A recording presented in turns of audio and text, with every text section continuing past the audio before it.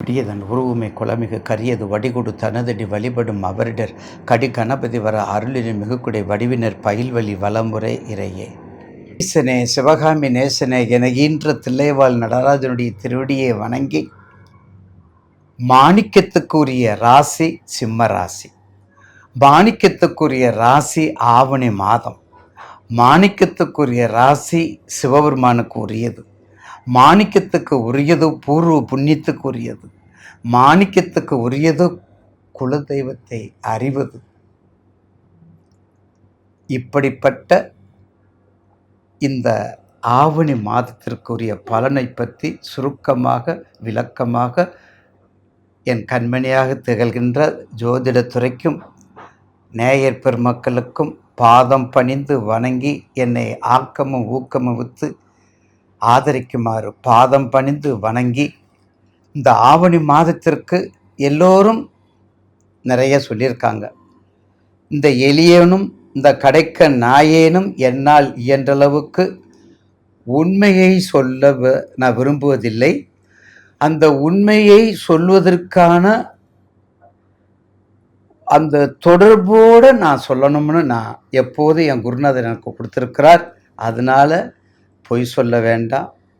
எந்த தொழில் செய்யலாம், தோட்டிலிருந்து தொண்டமான் வரையும் செய்யலாம், ஆனால் பொய் சொல்லக்கூடாது.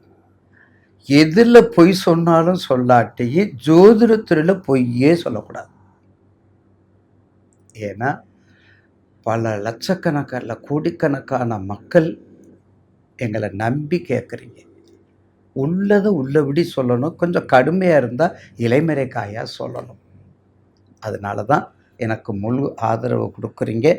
அப்படிப்பட்ட நேரத்தில் உங்களுக்கு இந்த ஆவணி மாதத்தில் இருக்கக்கூடிய ஒரு சின்ன ஆடி மாதம், கடந்த மாதம் ஆடி மாதத்தில் எண்ணற்ற பல உற்சவங்கள், எண்ணற்ற பல திருவிழாக்கள், எண்ணற்ற பல ஏகப்பட்ட அம்பாளுடைய வழிபாடு. இந்த ஆவணி மாதம் ஐயனுக்குரிய வழிபாடு. அதனால தான் அந்த மாணிக்கத்துக்குரிய அந்த திருவடியை பற்றி உங்களுக்கு பாடினேன்.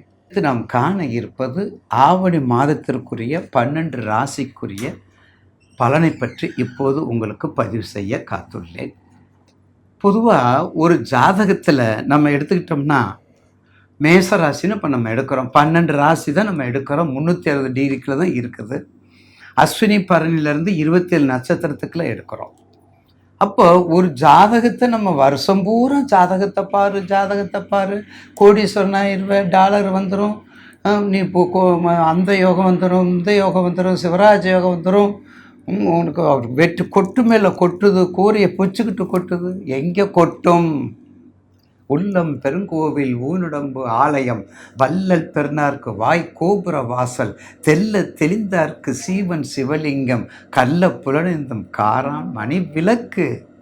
இங்கே நல்லா இருந்தால் தான் கொட்டும். அப்போ மேசராசி நேயர்களுக்கு இப்போது ஆழம் தெரிந்துதான் நீந்த வேண்டும் என்று நீங்கள் காத்து கொண்டிருந்தால் நீங்கள் நீச்சலே அடிக்க முடியாது.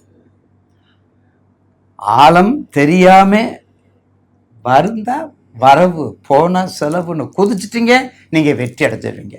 அப்படி எண்ணம் கொண்ட மேசராசி நேயர்களுக்கு இந்த மாதம் எப்படி இருக்கும்? அப்போ மேசராசிக்கு ஆவணி மாதம் உங்கள் ராசிநாதன் செவ்வாய், உங்கள் மேசராசிக்கு செவ்வாய் இருக்கிறார். அப்போ செவ்வாய் கண்டிப்பாக உங்கள் ராசிக்கு பாருங்கள் வெற்றி ஸ்தானத்தில் இருக்கிறார். உங்கள் ராசிக்கு வெற்றி ஸ்தானத்தில் இருக்கிறார். அப்போ வெற்றி ஸ்தானத்தில் இருக்கும்போது உங்களுக்கு அத்தனை செல்வங்களையும், அத்தனை வெற்றியையும், அத்தனை முயற்சியும், அத்தனை கீர்த்தனையும், அத்தனை உறுதியையும், அத்தனை வெளிப்பாட்டையும் கொடுக்கக்கூடியவர் தான் செவ்வாய். உங்களுக்கு பகை வீட்டில் இருக்கிறார். அதனால் ஒன்றும் பயப்பட வேண்டியதில்லை. பகை வீட்டில் இருந்தாலும் எந்த சாரத்தில் இருக்கிறார், அது ரொம்ப முக்கியம்.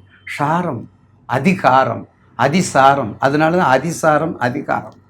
சாரம் ஒருவனுக்கு நல்லா இருந்ததுன்னா யாருமே அவங்களை கண்ட்ரோல் பண்ண முடியாது. சந்தான லட்சுமி, தனலட்சுமி குவிஞ்சுக்கிட்டு இருக்கும்.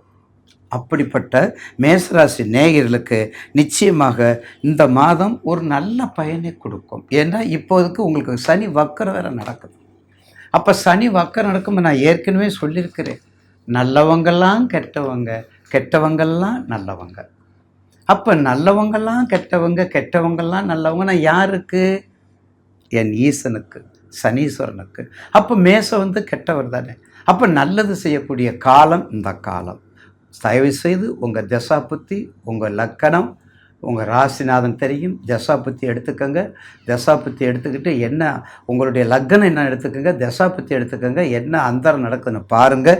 நிச்சயமாக ராசிநாதன் உங்களுக்கு நல்லதை செய்யக்கூடிய வாய்ப்புகள் நிறைய இருக்குது.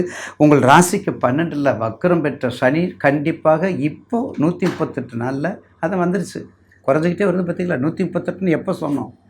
சனி வக்கரத்துக்கு சொன்னோம், ஆனால் குறைஞ்சிக்கிட்டே வருது. அப்போ உங்கள் தசாபத்துக்கு தகுந்தவாறு சந்திர தேசத்தில் செவ்வாய் புத்தி அழகாக உங்களுக்கு வேலை செய்யும். செவ்வாய் தேசத்தில் குரு புத்தி அழகாக வேலை செய்யும். ஏன்னா உங்களுக்கு 4க்குரிய சந்திரன், உங்கள் ராசிக்கு 4க்குரிய சந்திரன். குரு உச்சம்.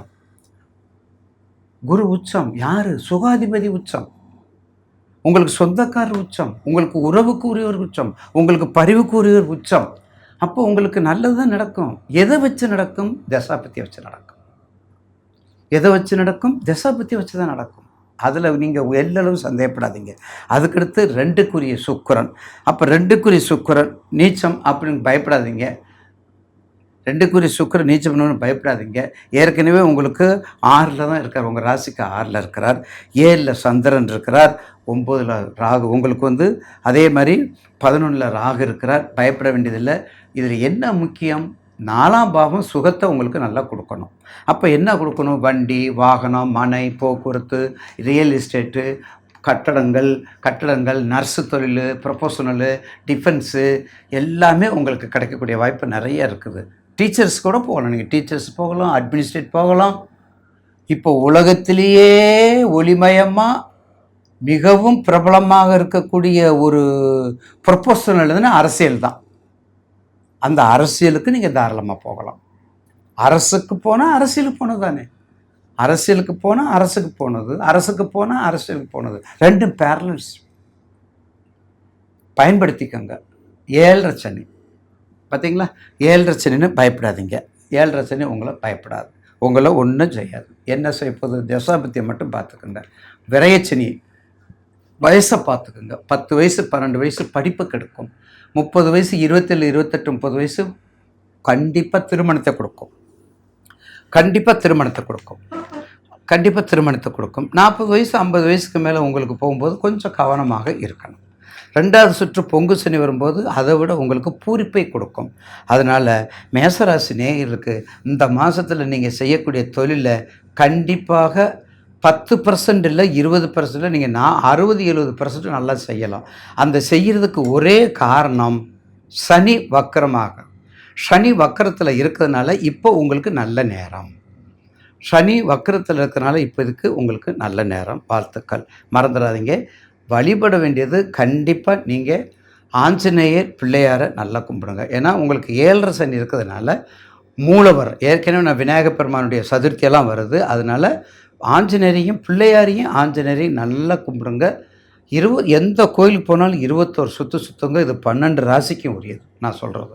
அப்படி சுற்றிட்டு வந்தால் சுகமான வாழ்க்கை கெடுக்கும், சுகமான வாழ்க்கையை கொடுக்கும், சுகமான வாழ்க்கை எப்போதும் இயங்கும் என்பதில் மாற்று கருத்து அல்ல.